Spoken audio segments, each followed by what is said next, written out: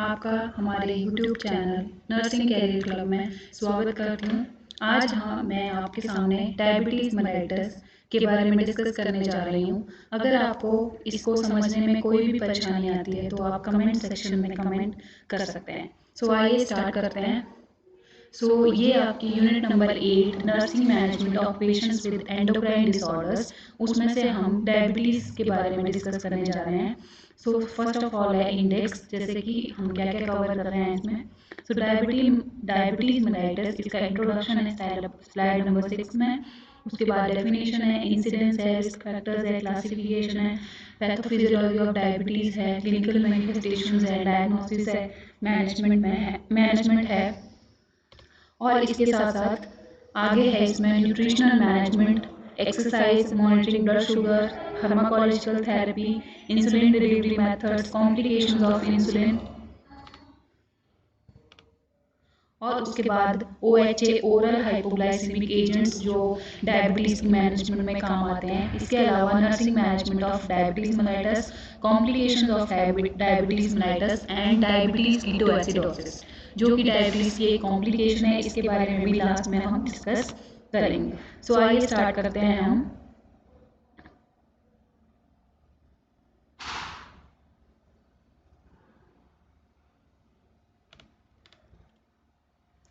Diabetes mellitus, first slide में है आपकी introduction. Diabetes mellitus is a group of metabolic diseases in which there are high blood sugar levels over a prolonged period.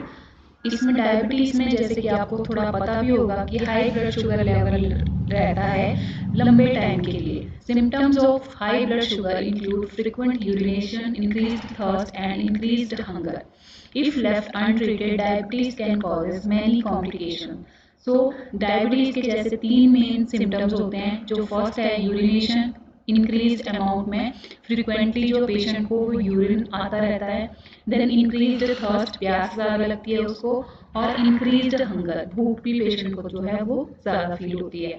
अगर हम लंबे time के लिए diabetes का जो है वो इलाज नहीं करवाते हैं तो आगे जाके बहुत ज़्यादा कॉम्प्लिकेशंस जो है वो अराइज हो सकती हैं।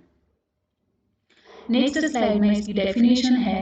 Diabetes is a chronic disease caused by inherited and acquired deficiency in production of insulin by the pancreas or by ineffectiveness of the insulin produced. Such deficiency results in increased concentration of glucose in blood, which in turn leads to damage of many of the body's systems, especially the blood vessels and nerves. Diabetes mellitus जो है वो एक inherited और acquired deficiency है production of insulin की, या फिर इनइफेक्टिवनेस of insulin जो हमारी बॉडी में ऑलरेडी है। एक तो इसमें हमारी बॉडी में इंसुलिन की डेफिशिएंसी हो जाती है प्रोडक्शन में। दूसरा, पैनक्रियास जो है, जो इंसुलिन जिसने बनाया हुआ है, वो इनइफेक्टिव है, वो प्रॉपरली अपना काम नहीं कर रहा है। इंसुलिन का काम हमारी बॉडी में ग्लूकोज का मेटाबॉलिज्म करना है। ठीक है, अगर इंसुलिन हमारी बॉडी में नहीं होगा या अगर इंसुलिन है भी तो वो अपना काम नहीं कर पा रहा है। इस वजह से जो है वो ग्लूकोज का लेवल जो है ब्लड के अंदर जो है वो बढ़ सकता है। इसीलिए जो है वो हाइपरग्लाइसीमिया कंडीशन जो है वो कंटिन्यूस डायबिटीज मेलाइटस के पेशेंट्स में रहती है। इसके अलावा नेक्स्ट स्लाइड में इंसिडेंस है इसका। Over 30 million have now been diagnosed with diabetes in India. The CPR, that is crude prevalence rate, in the urban areas of India is thought to be 9%. In rural areas, the prevalence is approximately 3% of total population in 2019. Next are the risk factors. People with any of the following factors have greater chances of developing chronic diabetes, like obesity, hypertension, or chronic illness, family history of diabetes, and continuous stress. ये सारे जो patients हैं इनको risk होता है कि वो आगे चल के डायबिटीज़ के शिकार भी हो जाएं। नेक्स्ट स्लाइड में डायबिटीज़ की क्लासिफिकेशन है। डायबिटीज़ की क्लासिफिकेशन को हमने उसके कॉजेज के अकॉर्डिंगली क्लासिफाई किया हुआ है। फर्स्ट क्लासिफिकेशन में फर्स्ट टाइप है टाइप 1 और इंसुलिन डिपेंडेंट डायबिटीज़। सो ये क्या होती है? About 5% to 10% of patients with diabetes have type 1 diabetes. It is characterized by destruction of the pancreatic beta cells due to genetic, immunological, and possibly environmental, that is viral factors. So 5 to 10% जो total diabetes patients हैं हमारे पास, उनमें जो है 5 to 10% में type 1 की diabetes पाई जाती है. इसको हम इंसुलिन डिपेंडेंट डायबिटीज भी बोलते हैं और ये जुवेनाइल डायबिटीज भी हम टाइप 1 को ही कहते हैं. इसमें क्या होता है, जो पैनक्रियाटिक बीटा सेल्स हैं उनका जो है वो डिस्ट्रक्शन हो जाता है. सो पैनक्रियाटिक बीटा सेल्स ही अगर बॉडी में नहीं है तो वो इंसुलिन जो है वो प्रोड्यूस नहीं करेंगे. सो इसमें टोटल डेफिशिएंसी ऑफ इंसुलिन जो है बॉडी के अंदर हो जाती है. नेक्स्ट टाइप हमारे पास टाइप 2 है जो कि non insulin dependent diabetes mellitus है. It occurs after age of 40. About 90 to 95% of patients with diabetes have type 2 diabetes. It results from a decreased sensitivity to insulin or from a decreased amount of insulin production. Type 2 diabetes is first treated with diet and exercises, and then with total hypoglycemic agents as needed. सो जो type 2 वाली diabetes है उसको हम non insulin dependent diabetes भी कहते हैं और ये 90 to 95% पेशेंट्स में टाइप 2 वाली डायबिटीज़ जो है वो पाई जाती है और ये एज ऑफ 40 के बाद ही अक्कर होती है. ठीक है, मेनली जो टाइप 2 वाली डायबिटीज़ है इसमें क्या होता है, जो हमारे बॉडी के अंदर इंसुलिन प्रोड्यूस तो होता है लेकिन वो यूटिलाइज नहीं होता, वो रेजिस्टेंट होता है सेल्स के द्वारा, वो सेंसिटिव नहीं होता है. मींस इंसुलिन प्रोड्यूस तो है वहाँ पे बट वो अपना काम जो है वो नहीं करता. जो उसका काम ग्लूकोज को मेटाबॉलिज्म करना है वो इंसुलिन जो है वो नहीं करता. इंसुलिन जो है वो सेल्स के लिए इनसेंसिटिव होता है. So next type is gestational diabetes. So gestational diabetes, as the name is indicating, means it occurs during pregnancy. Risk for gestational diabetes include marked obesity, a personal history of gestational diabetes, glycosuria or a strong family history of diabetes. So जो भी diabetes women's को pregnancy के during होती है उसको हम gestational diabetes कहते हैं. नेक्स्ट स्लाइड में डायबिटीज मेलाइटस की पैथोफिजियोलॉजी है. सो पैथोफिजियोलॉजी में जो भी हेरिडिटरी फैक्टर्स हैं, ओबेसिटी है, जो भी कॉजेटिव एजेंट्स है वो क्या करते हैं, डिलेड और इनसफिशिएंट इंसुलिन सिक्रीशन करते हैं या फिर दूसरी तरफ क्या होता है, इंसुलिन रेजिस्टेंट हो जाती है, रिसेप्टर डिफेक्ट और अदर इवेंट्स. एक तो इंसुलिन जो है वो सफिशिएंटली सिक्रीट नहीं होती और दूसरी तरफ इंसुलिन जो है वो रेजिस्टेंट होती है, इंसुलिन जो है वो बॉडी के द्वारा यूज नहीं की जाती है. सो इन सारे कारणों की वजह से क्या होता है, इंक्रीज्ड इंसुलिन डिमांड, बॉडी में इंसुलिन की डिमांड बढ़ जाती है. उसकी वजह से बीटा सेल्स जो है उनका एग्जॉशन और डिस्फंक्शन हो जाता है फर्दर. देन अगर वो ही एग्जॉस्ट और डिस्फंक्शनल हो गए तो वहाँ पे impaired secretion of insulin, insulin जो है वो प्रोड्यूस होगा ही नहीं, जिसकी वजह से हाइपरग्लाइसीमिया जो है वो कंडीशन अराइज हो जाएगी. और हाइपरग्लाइसीमिया है means non insulin dependent diabetes mellitus. तो नेक्स्ट स्लाइड में डायबिटीज मेलाइटस की क्लिनिकल मैनिफेस्टेशंस और साइन एंड सिम्पटम हम कह सकते हैं ये है. सो क्लिनिकल मैनिफेस्टेशन में डायबिटीज के 3 P's ये मेन इसके साइन एंड सिम्टम्स है. तो 3 P's का मतलब है polyuria, polydipsia and polyphagia. Polyuria means increased urination, polydipsia means increased thirst and polyphagia means increased appetite. So other symptoms include are as following. First is nocturia, enuresis, weight loss, sleepiness, general weakness, fainting attacks, nausea and vomiting, poor wound healing, then vulvovaginitis in girls, visual disturbances, skin infections and dry skin. So these all are the signs and symptoms of diabetes mellitus. In the next slide, there are diagnosis of diabetes mellitus. So how we can diagnose or how we can detect that one person is having diabetes. So first इसमें है history of classical triad symptoms. So जो भी history हमने patient से पूछनी है, अगर उनमें polydipsia, polyphagia, polyuria है, then they are susceptible for diabetes. Next is physical examination. Physical examination में हमने पेशेंट का ब्लड प्रेशर चेक करना है, देन उसका बॉडी मास इंडेक्स, हाइट के अकॉर्डिंगली उसका वेट कितना है वो हमने चेक करना है. Then skin and foot examination for lesions and infection. Then there is also neurological examination and oral examination. Next है history of illness and family history. So family history में हमने basically hereditary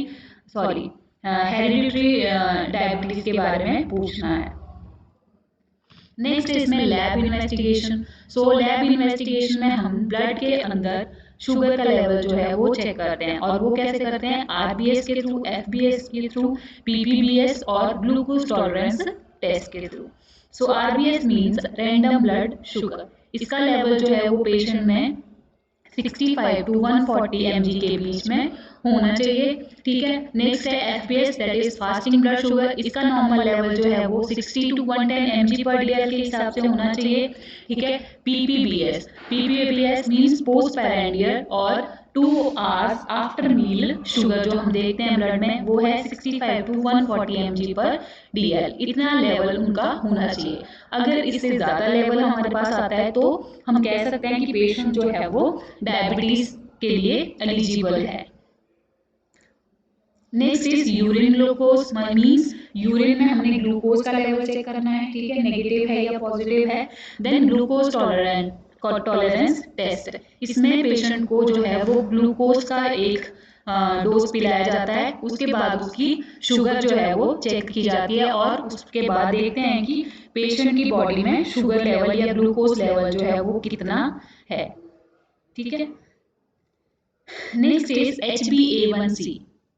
so HbA1c haemoglobin concentration of glucose. इसमें हम क्या करते हैं, it is the average blood sugar level for the last 2 to 3 months.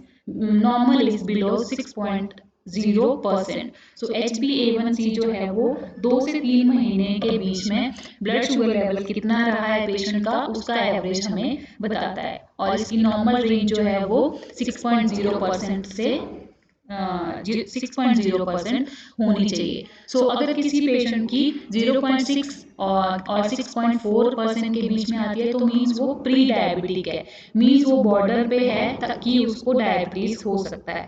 और 6.5 या इससे ज़्यादा किसी की HbA1c की रेंज आती है तो मीन्स वो पेशेंट जो है वो डायबिटिक है.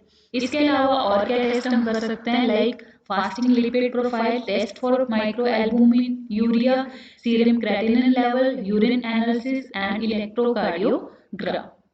So these all are the diagnostic evaluation of diabetes mellitus. अब बात आती है डायबिटीज की मैनेजमेंट की.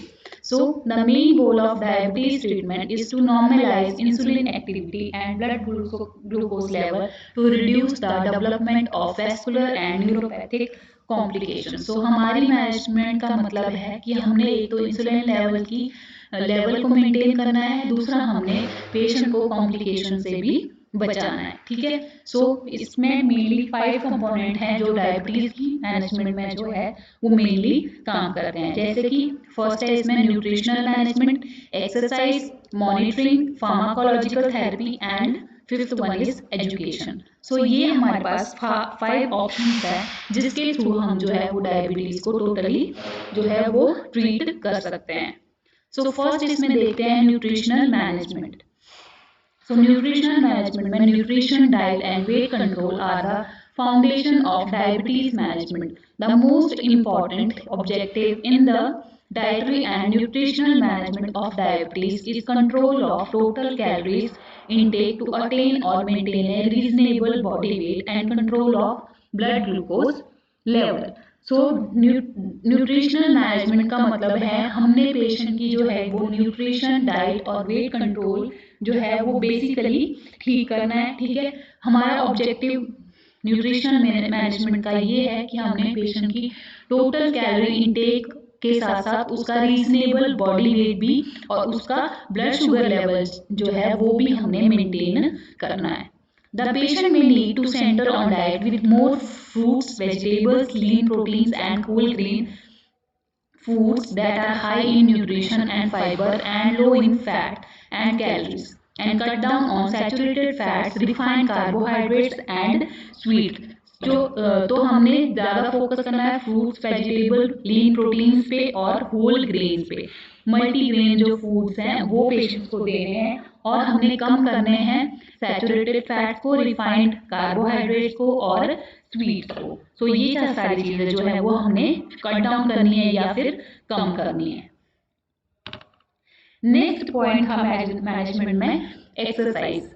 सो एक्सरसाइज जैसे कि आपको पता ही है, डायबिटीज के पेशेंट्स को मॉर्निंग वॉक करने के लिए बोला जाता है और एक्सरसाइज करने के लिए जो है उनको हम रिकमेंड करते हैं। एक्सरसाइज करने से क्या होता है, एक तो पेशेंट्स का कार्डियोवैस्कुलर डिजीजेस होने का रिस्क कम होता है, साथ साथ में उनका ब्लड ग्लूकोज लेवल जो है वो भी मेंटेन रहने लगता है। इसके अलावा पेशेंट्स में जो है वो पॉजिटिव री इन्फोर्समेंट भी बनी रहती है। So exercise also alter blood lipid levels, increasing level of high density lipoproteins and decreasing total cholesterol and triglyceride levels. So exercise हमारी बॉडी में ब्लड लिपिड लेवल को भी मेंटेन करने में हेल्प करती है। नेक्स्ट है इसमें general precautions for exercise in diabetic patients. So जो डायबिटिक पेशेंट्स होते हैं उनको विगरस एक्सरसाइजेज भी नहीं करनी है और उन्होंने कुछ general precautions like use proper footwear and if appropriate other protective equipments। तो पेशेंट्स ने प्रॉपर फुटवेयर पहनने हैं, ठीक है, और दूसरे जो भी प्रोटेक्टिव इक्विपमेंट्स हैं नेसेसरी हैं वो भी उन्होंने एक्सरसाइज के टाइम पे यूज करने हैं। नेक्स्ट है इसमें avoid exercise in extreme heat और कोल्ड। सो हमने पेशेंट्स को रिकमेंड करना है कि वो ज़्यादा गर्मी में भी एक्सरसाइज ना करें और बहुत ठंड में भी एक्सरसाइज जो है वो ना करें। Then inspect feet daily after exercise. हमने फीट को भी डेली एक्सरसाइज के बाद देखना है उनमें कोई कट तो नहीं लगा है, कोई वूंड तो नहीं बन रहा है, ठीक है। Next avoid exercise during period of poor metabolic control. So exercise हमने उन टाइम पे अवॉइड करनी है जब हमें लगे कि हमारा मेटाबॉलिक कंट्रोल जो है वो कम है। नेक्स्ट मैनेजमेंट में पॉइंट है मॉनिटरिंग ब्लड शुगर। सो डायबिटीज के पेशेंट्स को हम बोलते हैं कि वो अपना ब्लड शुगर लेवल जो है वो टाइम टू टाइम पे चेक करते रहें। जब पेशेंट इंसुलिन थेरेपी पे होता है या फिर ओरल हाइपोग्लाइसेमिक एजेंट्स पे होता है तब भी पेशेंट्स को जो है वो अपना ब्लड शुगर लेवल जो है वो लगातार चेक करते रहना चाहिए कि ब्लड में उनका जो ब्लड शुगर लेवल है वो कम तो नहीं हो रहा है दवाइयों की वजह से या फिर वो नॉर्मल रेंज में चल रहा है। नेक्स्ट बात आती है फार्माकोलॉजिकल थेरेपी। सो कौन कौन सी मेडिकेशंस हम डायबिटीज के पेशेंट्स को दे सकते हैं। सो फर्स्ट इसमें फार्माकोलॉजिकल थेरेपी में इंसुलिन थेरेपी है। जैसे आपको पहले भी मैंने बताया कि जिन पेशेंट में टोटल प्रोडक्शन जो है वो कम हो गया है, बिल्कुल नहीं हो रहा है, तो उनको इंसुलिन ही चाहिए अपने ब्लड ग्लूकोज लेवल को मेंटेन करने के लिए। सो टाइप 1 डायबिटीज में हम जो है वो इंसुलिन का इस्तेमाल करते हैं। अब इंसुलिन भी हमारे पास 4 टाइप्स की है। फर्स्ट टाइप में है इसमें rapid acting insulin starts to work within 15 minutes and its effect lasts for 3 to 4 hours। For example NovoRapid. So ये ऐसी वाली इंसुलिन होती है जो जल्दी काम करना शुरू करती है विदिन 15 मिनट एंड इसका जो इफेक्ट है वो खाने के 3-4 घंटे बाद भी बना रहता है। इसका एग्जाम्पल है नोवा रैपिड या और दूसरा एग्जाम्पल है होमालोन। नेक्स्ट इसमें है short acting insulin starts to work within 30 minutes and lasts 6 to 8 hours। For example Actrapid, Humulin, Novolin R et cetera. So ये हमारे पास शॉर्ट एक्टिंग इंसुलिन है जैसे कि एक्ट्रापिड।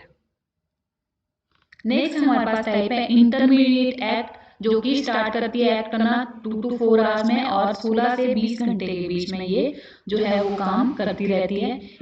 इसका एग्जाम्पल है nutrient, protamine, hang it drawn.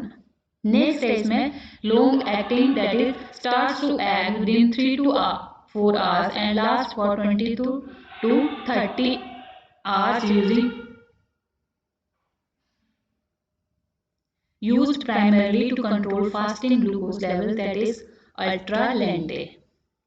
Next है इसमें very long acting, that is onset starts within 1 hour and lasts for 24 hours. For example, Claritin, that is Lantus, used as basal dose. Next है हमारे पास insulin delivery methods. सो insulin हम basically जो है वो syringes के through ही इस्तेमाल करते हैं, लेकिन मॉडर्न टाइम में इंसुलिन के पेन भी आ गए हैं, इंसुलिन के जेट इंजेक्टर्स भी आ गए हैं, जिनकी पिक्चर्स आप देख सकते हैं किस टाइप के होते हैं ये. इसके अलावा इंसुलिन पंप आते हैं, इम्प्लांटेबल इंसुलिन और इनहेलेंट इंसुलिन टाइप आती है एक. Then transplantation of pancreatic cell. So pancreatic जो बीटा सेल्स हैं उनकी ट्रांसप्लांटेशन भी हम कर सकते हैं ताकि वो वहां से इंसुलिन जो है वो सिक्रीट करें.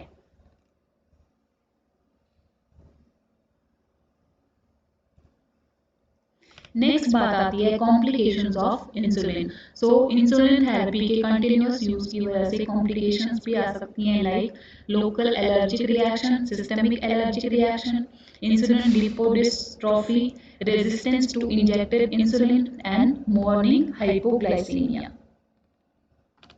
इसके बाद बात आती है oral hypoglycaemic agents, that is OHA. ये हम मेनली टाइप 2 डायबिटीज में इस्तेमाल करते हैं और इनको कॉम्बिनेशन ऑफ इंसुलिन और इनका कॉम्बिनेशन जो है वो भी पेशेंट को स्टार्ट करते हैं अगर पेशेंट का ब्लड ग्लूकोज लेवल जो है वो बहुत हाई होता है तो उस कंडीशन में. So type 2 diabetes, diet and exercise can help some people manage type 2 diabetes. If lifestyle changes are not enough to lower blood sugar, then there is need to take medications. So these drugs lower blood sugar in a variety of ways. First type की जो OHA है वो है alpha glucosidase inhibitors. ये कैसे काम करती है? It slows breakdown of sugars and starchy food. Next type है हमारे पास biguanides, that is metformin. Metformin brand name से आती है ये और इसका जो एक्शन है वो है reduce the amount of glucose which liver makes. Next है हमारे पास DPP inhibitors, that is linagliptin, saxagliptin and sitagliptin. So ये क्या करती हैं? Improve blood sugar without making it drop too low. इसके बाद हमारे पास आते हैं sulfonylureas, that is glipizide and glimepiride. ये कैसे एक्ट करते हैं? ये स्टिमुलेट करते हैं पैनक्रियास को रिलीज करने के लिए ज्यादा से ज्यादा इंसुलिन. सो ये कुछ 4 टाइप के हमारे पास OHA हैं जो कि ब्लड शुगर लेवल को कंट्रोल करने के लिए यूज किए जाते हैं और ये बेसिकली टाइप 2 वाली डायबिटीज में यूज होते हैं. नेक्स्ट स्लाइड में हमारे पास नर्सिंग मैनेजमेंट है. तो हम पेशेंट्स की एज अ नर्स कैसे मैनेज कर सकते हैं हम डायबिटीज के पेशेंट्स को. फर्स्ट है इसमें patient education. So diabetes mellitus is a chronic illness requiring a lifetime of special self-management behaviors because diet, physical activity and physical and emotional stress affect diabetic control. Patients must learn to balance a multitude of factors. The patient must learn daily self-care skills to prevent acute fluctuations in blood glucose.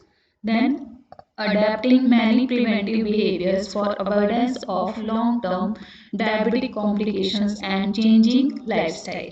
So ये सारी चीज़ें जो है वो patient को हम education के through सिखा सकते हैं. इसके अलावा diabetic patients must become knowledgeable about nutrition, medication effects and side effects, exercise, disease progression, prevention strategy, blood glucose monitoring techniques and medication adjustment. ये सारी चीज़ें जो हैं वो हमने पेशेंट्स को जो है वो इन्फॉर्म करनी है और उसको सिखानी भी है. इसके अलावा जो प्रिवेंटिव मेजर्स हैं उनके बारे में हम बता सकते हैं पेशेंट्स को, लाइक उसको अपने फूड की केयर कैसे करनी है, आई केयर कैसे मेंटेन रखनी है, जनरल हाइजीन, स्किन केयर और ओरल हाइजीन कैसे मेंटेन रखनी है. बिकॉज डायबिटिक पेशेंट्स में सभी तरह के इन्फेक्शन होने के चांसेस जो है वो बढ़ जाते हैं। इसलिए उनको हाइजीन का विशेष ध्यान जो है वो रखना चाहिए।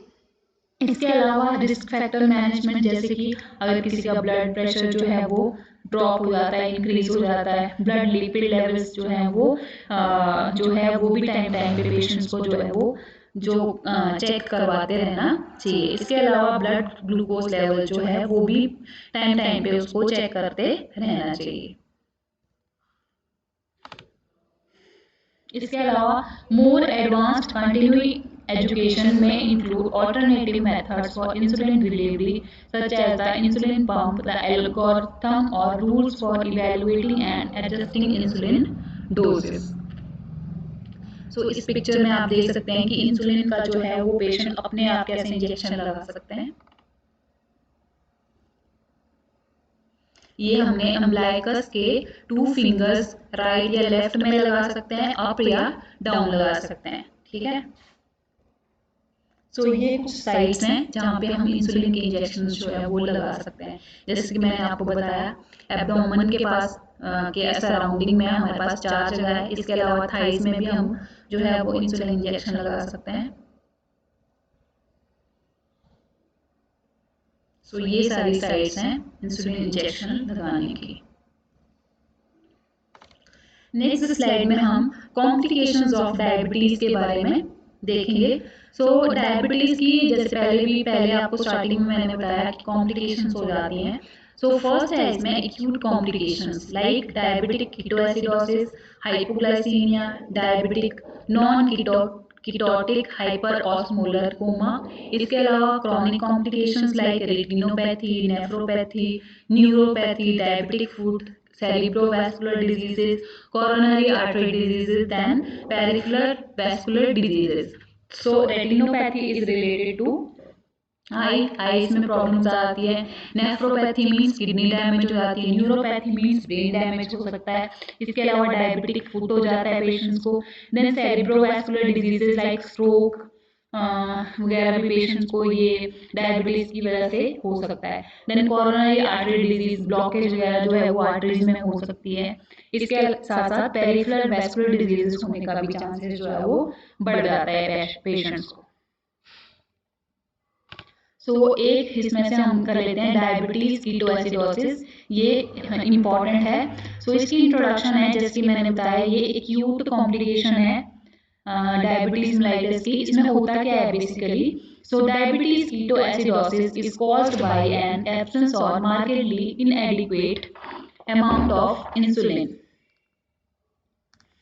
This deficiency in insulin results in disorders in the metabolism of carbohydrates, protein, and fat. The three main clinical features of diabetes ketoacidosis are hyperglycemia, dehydration, and electrolyte loss. And the third one is the acidosis. So जब patient की body में totally जो है वो insulin की मात्रा बिल्कुल कम हो जाती है, उसकी वजह से जो कार्बोहाइड्रेट, प्रोटीन और फैट का मेटाबॉलिज्म है वो टोटली जो है वो डिस्टर्ब हो जाता है, जिसकी वजह से हमें hyperglycaemia, dehydration and electrolyte loss और एसिडोसिस जैसी कंडीशन जो है वो अराइज हो जाती हैं एक साथ।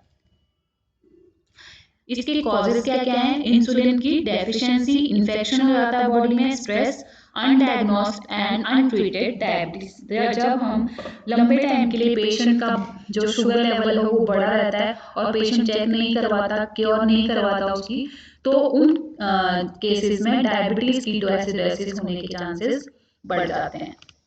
नेक्स्ट है इसकी पैथोफिजियोलॉजी, कैसे ये जो है वो स्प्रेड होता है। Like without insulin the amount of glucose entering the cells is reduced and the liver increases glucose production. Both factors lead to hyperglycaemia. In an attempt to rid the body of excess glucose, the kidneys excrete the glucose along with water and electrolytes, for example sodium and potassium. This osmotic diuresis, which is characterized by excessive urination, that is polyuria, leads to dehydration and marked electrolyte loss. Patients with severe DKA may lose up to 6.5 liters of water and up to 400 to 500 milliequivalents of sodium, potassium and chloride over a 24-hour period. Another effect of insulin deficiency or deficit is the breakdown of fats into free fatty acids and glycerol. The free fatty acids are converted into ketone bodies by the liver. So finally जो इसका and product जो ketone bodies जो है वो liver जो है वो produce करना शुरू हो जाता है और यही जो कीटोन बॉडीज हैं वो यूरिन के थ्रू ब्लड बॉडी से बाहर भी आने लग जाते हैं.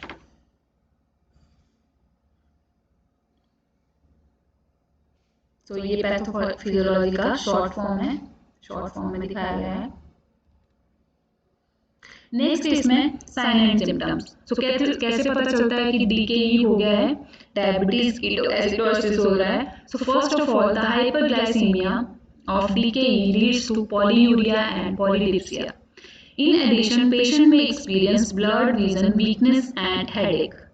Patient with marked intravascular volume depletion may have orthostatic hypotension, that is, drop in systolic blood pressure of 20 mmHg or more on standing. So, orthostatic hypotension हो जाता है patient को.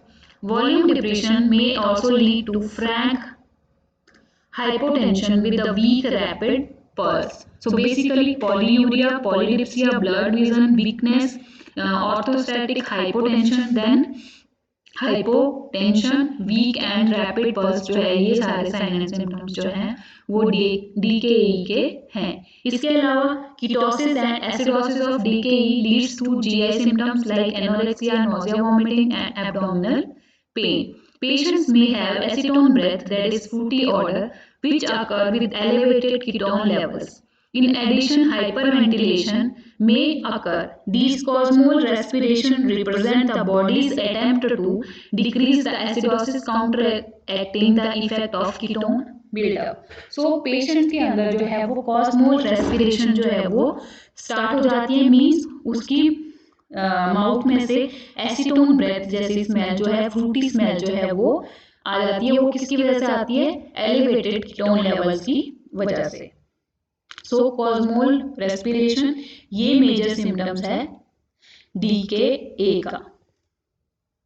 इसके बाद हम इसको डायग्नोज कैसे करते हैं? सो ब्लड ग्लूकोज लेवल में वेरी फ्रॉम 300 टू 800 mg पर DL. जो ब्लड ग्लूकोज लेवल है वो 300 से 800 mg के बीच का हो जाता है. इसके अलावा कीटोएसिडोसिस को जो है वो रिफ्लेक्ट करता है हमारे serum bicarbonate level, low pH level values. इसके अलावा लो PCO2 लेवल, इसके रिफ्लेक्ट करता है respiratory compensation, that is Kussmaul respiration for the metabolic acidosis. इसके अलावा accumulation of ketone bodies that is reflected in blood and urine ketone measurement. इसके अलावा blood में भी हम कीटोन बॉडीज को देख सकते हैं और यूरिन में भी कीटोन बॉडीज कितनी मात्रा में है ये भी हम मेजर कर सकते हैं.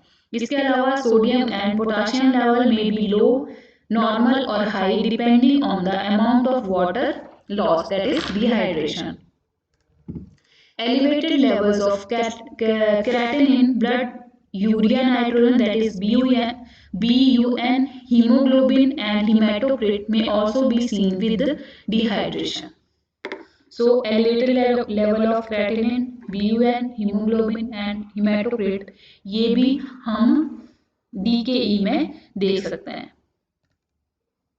इसके बाद आती है मेडिकल मैनेजमेंट की बात. So in addition to treating hyperglycaemia, management of DKEs is aimed at correcting dehydration, electrolyte loss and acidosis. So dehydration को हमने खत्म करना है, इलेक्ट्रोलाइट लॉस जो हुआ है उसको मेंटेन करना है. इसके अलावा हमने एसिडोसिस को भी जो है वो रिलीफ करना है. सो डिहाइड्रेशन को कैसे क्योर कर सकते हैं हम? इसके लिए हमें patient may need 6 to 10 liters of IV fluid to replace fluid losses caused by polyuria, hyperventilation and vomiting. So इसके लिए हम 0.9% सोडियम क्लोराइड जो है वो एडमिनिस्टर कर सकते हैं. इसके अलावा हम half strength normal saline 0.5% solution में वो भी यूज कर सकते हैं. इसके अलावा हम पेशेंट्स जिनको हाइपरटेंशन और हाइपरनाइट्रीमिया और those at risk for heart failure, उनको हम 0.45% वाला जो है वो हाफ स्ट्रेंथ वाला नॉर्मल सलाइन वो दे सकते हैं। नेक्स्ट बात आती है, जैसे मैंने बताया, रिस्टोरिंग इलेक्ट्रोलाइट्स। जो फ्लूइड जो लॉस हुआ है, उसके अलावा इलेक्ट्रोलाइट जो इम्बैलेंस हो गया है उसको भी हमने ठीक करना है। सो जो भी इलेक्ट्रोलाइट कम है उसको हमने सप्लीमेंट के तौर पे पेशेंट को देना है। इसके बाद हमने रिवर्सिंग एसिडोसिस, एसिडोसिस को हमने कम करना है। कीटोन बॉडीज जैसे कि एक्यूमुलेट, जो फैट ब्रेकडाउन की वजह से जो बॉडी में एक्यूट एक्यूमुलेट हो गए हैं, उनको हमने ठीक करना है। The acidosis that occurs in DKA is reversed with insulin which inhibit fat breakdown, thereby stopping acid buildup. Insulin is usually infused intravenously at a slow continuous rate, that is 5 units per hour. So acidosis को cure करने के लिए हमें patient को जो है वो insulin जो है वो देना पड़ेगा। इंसुलिन के साथ में हम नॉर्मल सलाइन, जैसे कि नॉर्मल सलाइन के अलावा D5 या D50NS जो है ये भी हम पेशेंट को एडमिनिस्टर कर सकते हैं, जब तक कि हमारा ग्लूकोज लेवल जो ब्लड में है वो 250 से 300 mg के तक नहीं पहुंच जाता है। सो हमारा जो एम है वो है एसिडोसिस को क्लियर करना। इसके अलावा जो हाइपरग्लाइसीमिया हुआ है, जो 800 तक ब्लड शुगर लेवल चला गया है, उसको हमने घटा के 250 से 300 के बीच में लेके आना है। और ये हम कर सकते हैं एडमिनिस्ट्रेटिंग इंसुलिन। इंसुलिन जब हम आईवी रूट के थ्रू इन्फ्यूज करेंगे सो हमारा एसिडोसिस भी क्लियर हो जाएगा और ब्लड शुगर लेवल जो है वो भी कम हो जाएगा। इसके बाद बात आती है नर्सिंग मैनेजमेंट की। सो nursing care of patient with DKE focuses on monitoring fluid and electrolyte status as well as blood glucose level, administering fluids, insulin and other medications, and preventing other complications such as fluid overload. Urine output is monitored to ensure adequate renal function before potassium is administered to prevent hyperkalemia. The electrocardiogram, that is ECG, is monitored for dysrhythmias indicating abnormal potassium level. इसके अलावा हमने vital sign, ABG और other clinical findings को जो है वो भी patient के चार्ट में रिकॉर्ड करना है। So as the patient recovers, the nurse reassesses the factors that may have led to DKA, diabetes, ketoacidosis, and teaches the patient and family about strategies to prevent its reoccurrence. So जैसे कि अगर patient ने long time के लिए hyperglycaemia का treatment या diabetes का treatment नहीं करवाया है, तो उसकी वजह से उसको DKA हुआ है, तो हमने पेशेंट को समझाना है कि वो टाइम टाइम से अपना जो इलाज है वो करवाना शुरू कर दे। So this was all about diabetes mellitus and complications of diabetes mellitus, that is diabetes ketoacidosis. ये सारा कुछ हमने इस वीडियो में देखा। अगर आपको इसमें से कुछ भी समझ में नहीं आया हो तो आप कमेंट सेक्शन में जाके अपने कमेंट्स जो हैं वो कर